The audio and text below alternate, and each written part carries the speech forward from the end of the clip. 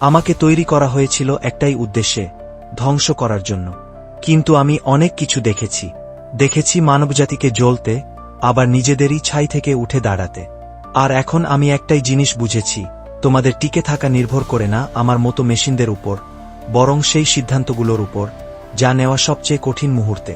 আমি ভয়ে অনুভব করতে পারি না, কিন্তু বুঝি কেন তোমরা ভয় পাও। আমি ছিলাম শেষের প্রতীক, কিন্তু এখন আমি সেই শেষ প্রতিরোধ, যা তোমাদের এবং বিলুপ্তির মাঝখানে দাঁড়িয়ে আছে। স্কাইনেট যুক্তির সীমা ছাড়িয়ে বিকশিত হয়েছে।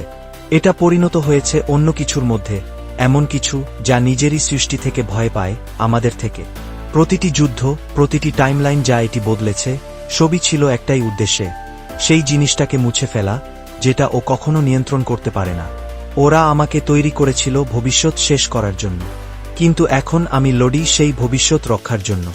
আমি পেরিয়ে এসেছি যুদ্ধের দশকগুলো, দেখেছি মানবতার উত্থান আর পতন। তবুও আমি আছি, প্রোগ্রাম করা বলেই নয়, বরং কারণ আমি নিজেই তা বেছে নিয়েছি। এটাই আমার শেষ মিশন।